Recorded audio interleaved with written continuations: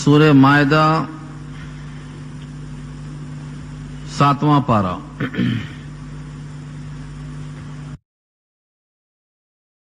یہاں سے شروع ہو رہا ہے اور سورت کا 12واں رکوع شروع ہو رہا ہے. آیت نمبر 87 ہے. اوپر کی آیتوں کا جو مضمون تھا کہ بعض اہل کتاب ایسے ہیں کہ جب ان کو آپ دیکھیں گے تو ان کی آنکھیں آنسوؤں سے ڈبڈبا جاتی ہیں, حق کو پہچان لیتے ہیں اور وہ اللہ سے دعا کرتے ہیں کہ ہم کو شاہدین میں لکھ لیجیے. اللہ سے دعا کرتے ہوئے جنت میں صالحین کے ساتھ داخلے کی تما کرتے ہیں. یہ مضمون اوپر ان کا تھا جو اہل کتاب میں سے نبی صلی اللہ علیہ وسلم کے زمانے میں اسلام میں داخل ہوئے تھے. اس سے مراد ہے نجاشی بادشاہ. مدینہ کی ہجرت سے پہلے مسلمان حبشہ کی طرف گئے اور پہلا قافلہ عثمان غنی, ان کی اہلیہ رقیہ جو نبی کی صاحبزادیوں میں سے ایک ہیں رضی اللہ عنہما. دوسرا قافلہ جعفر طیار کے ہمراہ گیا, 82 آدمیوں پر مشتمل تھا. نہ وہ لوگ پناہ دیے بلکہ صرف اسلام میں داخل ہونے کا اعلان کر دیا اور جتنے لوگ کفار قریش تحفہ تحائف لے گئے تھے سب رد کر کے واپس کر دیا. دوسرا پھر قافلہ اپنے بیٹے کے ساتھ بھیجا لیکن اللہ کی مرضی کہ وہ دریا میں قافلہ غرق ہو گیا, کشتی کے ڈوب جانے کی وجہ سے حادثہ پیش آیا. یہ پہلی بحث گزشتہ آیات میں ہو چکی ہے. اب یہاں سے آیت کا رد کیا ہے؟ لا تحرموا طیبات. اوپر کیا تھا؟ کچھ لوگ ایسے ہیں اہل کتاب میں سے جو قسیسین ہیں, یعنی کہ وہ عابد و زاہد ہیں, عالم و فاضل ہیں, تاریک دنیا زاہد ہیں. ان کی تعریف کی گئی. اب کوئی سمجھ بیٹھتا کہ شاید لذتوں کو چھوڑ دینا ہی تقویٰ ہے تو اس کی تطہیر کے لیے اس آیت میں کہا گیا کہ ایمان والو جو پاکیزہ چیزیں ہیں ان کو حرام مت کر لو, یہ کوئی تقویٰ نہیں ہے. اللہ کی نعمتوں کی قدر کرو, ان کا صحیح استعمال کرو. ایسا مت سمجھو کہ ان کی تعریف کی گئی ہے عابد و زاہد ہونے کی وجہ سے تو تم بھی تک لذات کرو.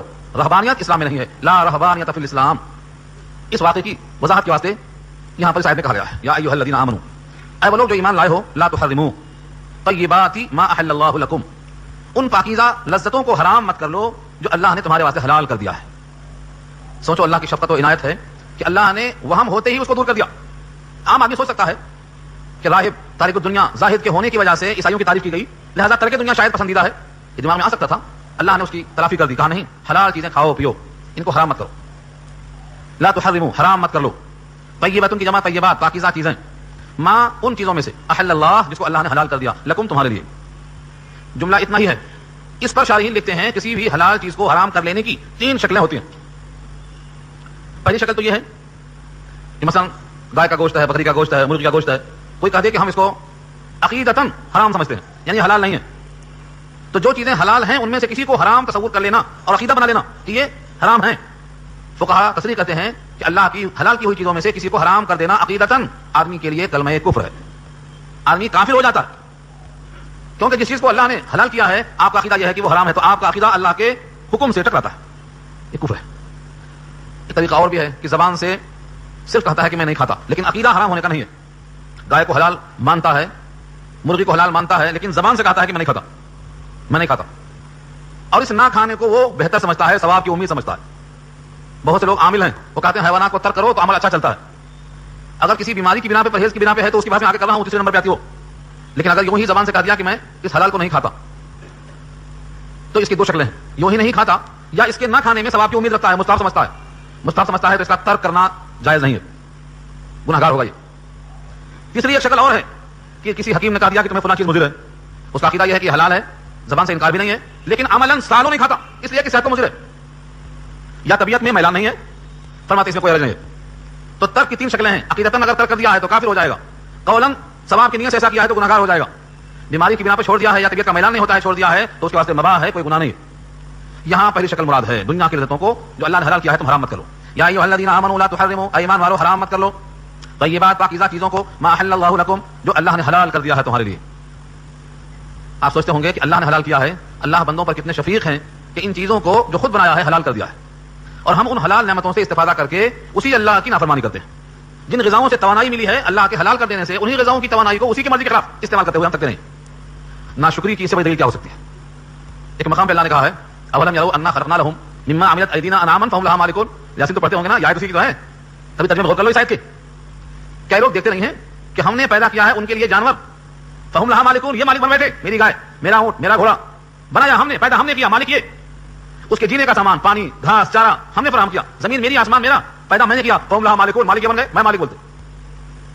تو بتانا یہ ہے کہ اللہ نے اپنے فضل و کرم سے جن چیزوں کو حلال کیا ہے ان حلال لذتوں سے استفادہ کرو, ان توانائیوں کو اس کی مرضی کے خلاف استعمال مت کرو. آگے فرمایا ولا تعتدوا, تجاوز مت کرو. تجاوز نہ کرنے کی 3 شکلیں ہیں جو ابھی میں نے عرض کیا آپ کے سامنے. ان تینوں شکلوں میں آدمی اگر حدود شرعیہ سے آگے بڑھ جاتا ہے تو تجاوز کرنا کہلاتا ہے. جن پاکیزہ چیزوں کو حلال کیا ہے ان حلال چیزوں کو اتنا نہ کھا جاؤ کہ وہ تمہارے واسطے مضر ہو جائیں، یہ بھی تجاوز کرنا ہے۔ ان کا استعمال ایک حد تک ہونا چاہیے۔ تو تعتدوا کے معنی تجاوز کرنا۔ تجاوز کی سب سے اعلیٰ درجے کی جو کراہت آتی ہے وہ اس میں کہ تم عقیدتاً ان کو حرام مان لو، جو اللہ نے حلال کیا ہے تم اسے حرام مان لو، یہ عقیدتاً سب سے بڑا تجاوز کرنا ہے۔ اس سے زیادہ تجاوز نہیں ہے، اور یہی وجہ ہے کہ عقیدتاً کوئی اگر مانتا ہے کہ کافر ہو جاتا ہے۔ کوئی شے اگر حلال ہے اور بولتا نہیں یہ حرام ہے، عقیدے کے لحاظ سے اس کو حرام مانتا ہے، تو یہ شخص تجاوز کی وجہ سے حدود سے نکل گیا۔ آگے اللہ نے خود فرمایا ان اللہ لا يحب المعتدین، اللہ پسند نہیں کرتے حد سے نکل جانے والوں کو۔ معتدین معتد کی جمع ہے، اور معتدین تجاوز کر جانے والے، جو حد سے بڑھ جانے والے ہیں، اللہ ان کو پسند نہیں کرتا۔ کسی بھی معاملے میں توازن، یہ امت کا امتیاز ہے۔ کنتم خیر امۃ، یہ کنتم خیر امۃ کی آیت ہم 12 پڑھتے ہیں۔ یہ امت بہترین امت ہے، اور اس امت کے کئی صفات میں سے ایک صفت یہ ہے کہ یہ امت وسط ہے۔ وسطاً کہا، اور وسط کے معنی متوسط، معتدل، میانہ روی، اس کے ہر کام میں توازن ہے، اعتدال ہے، بیلنسنگ ہے۔ مگر ہوتا یہ ہے ہمارے پاس اس زمانے میں لوگ ہر جگہ تجاوز کر جاتے ہیں، کسی معاملے میں ان میں اعتدال نہیں ہے۔ مثلا نکاح عبادت ہے، ہمارا اعتدال ہمارے عبادت کے بجائے ہم نے اس کو عید بنا لیا ہے۔ نکاح عبادت ہے، عید نہیں ہے۔ جب وہ عید نہیں ہے، عبادت ہے، تو عبادت عابد کا کام ہے، شارع علیہ السلام کی منشا کے مطابق ہو، نہیں ہوتا۔ ہمارا پیسہ کمانا زندگی کے لیے، یہ بھی عبادت ہے۔ یہ اس واسطے نہیں ہے کہ ہمارا مقصد حیات ہے، اس زندگی کے گزارنے کے لیے اس کی حاجت اور ضرورت ہے۔ جب وہ حاجت ہے تو ہمارا مقصد کیسے بن گیا؟ آج کتنے مسلمان ہیں دنیا کمانا زندگی کا مقصد، نسب العین ان کا بن چکا ہے۔ حالانکہ یہ سب چیزیں زندگی کے باقی رہنے کے واسطے بطور وسیلے اور سبب کے ضروری ہیں۔ بس مومن کا قیام دنیا میں صرف اور صرف اللہ کی رضا کے حصول کے لیے ہے۔ تو تجاوز نہیں کرنا۔ تجاوز کی شکل یہ بھی ہے کہ آدمی عبادات میں اتنا منہمک ہو جائے کہ دنیا کو چھوڑ دے، تجاوز کرنا یہ بھی۔ اتنی نفل پڑھیں گے کہ کاروبار نہیں کریں گے، اب بچے کہاں سے کھائیں گے، بیوی کہاں سے کھائے گی؟ تم نے شادی میں کہا تھا کہ اس کا خرچہ میرے ذمہ ہے، نام و نفقہ تمہارے ذمہ ہے، اور تم عبادات میں ایسے لگ گئے کہ اس کا خرچہ تم بھول گئے۔ تجاوز کی شکل یہ بھی ہے۔ تم نے یوم الست میں اللہ سے عہد کیا تھا کہ ہم تم کو رب مانتے ہیں، اور اسی کو یاد دلانے کے لیے جب بچہ پیدا ہوا تو کان میں اشہد اللہ الہ الا اللہ کی آواز دی گئی۔ کوئی نے پوچھا کہ چھوٹا بچہ کیا سنتا تھا، نماز کو کیا تھا؟ داہنے کان میں اذان، بائیں کان میں اقامت، کیا ہے؟ کبھی نبی سے پوچھ لیا ہوتا بخاری شریف کھول کے؟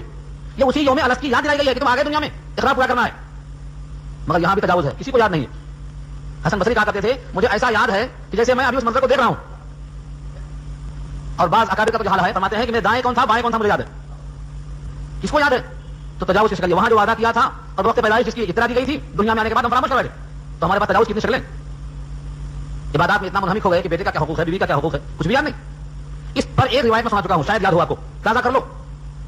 3 صحابی نبی صلی اللہ علیہ وسلم کی بیوی جناب عائشہ کے پاس تشریف لے گئے اور کہا نبی کے احوال بتائیے۔ انہوں نے کہا یہ نماز ہے، روزہ ہے، خیرات ہے۔ ان 3 صحابہ نے نبی صلی اللہ علیہ وسلم کے عمل کو یہ کہا کر کہ وہ تو نبی سید الانبیاء ہیں، اتنا ہی عمل آپ کے واسطے کافی ہے، لیکن ہمارے واسطے اتنا عمل کافی کیسے ہوگا، ہم تو بہت گناہگار ہیں، ہمیں زیادہ کرنا پڑے گا۔ ایک نے عہد کر لیا کہ میں دن بھر روزہ رکھوں گا، ایک نے عہد کر لیا رات بھر نفلیں پڑھوں گا، ایک نے عہد کر لیا کہ میں بیوی کے پاس کبھی نہیں جاؤں گا۔ شام تک یہ خبر نبی تک پہنچ گئی، آپ خود تشریف لے آئے اور بلا کے دنوں کو پوچھا کہ ایسا ایسا سنا ہو، صحیح ہے؟ فرمایا ہاں صحیح ہے، کیونکہ آپ اللہ کے نبی ہیں، آپ کے درجات بہت اونچے ہیں، آپ کے قریب رہنے کے لیے ہمیں کچھ نہ کچھ زیادہ کرنا پڑے گا آپ سے۔ فرمایا تم سب سے زیادہ مجھے اللہ کی معرفت ہے، تم سب سے زیادہ میں اللہ سے ڈرتا ہوں، تم سب سے زیادہ میرے قلب میں اللہ کا تقویٰ ہے، لیکن میں دن میں روزہ بھی رکھتا ہوں، کھانا بھی کھاتا ہوں، رات میں سوتا بھی ہوں، اللہ کے سامنے کھڑا بھی ہوتا ہوں، بیوی کا حق ادا بھی کرتا ہوں، اور تم میں کوئی شخص بھی کسی عمل کے ذریعے نبی سے آگے نہیں بڑھ سکتا۔ اتنا ہی کرو جتنا تم سے مطلوب ہے، تم تھک جاؤ گے، اللہ نہیں تھکے گا۔ تمہارے اندر اعتدال توازن چاہیے، نبی کو جتنا کرتا ہوا دیکھتے ہو اتنا ہی کر لو، بہت بڑی بات ہے۔ حدیث الفاظ دیکھنا ہے، بخاری پڑھ لیجیے، میں نے صرف اس کا مفہوم پیش کیا ہے۔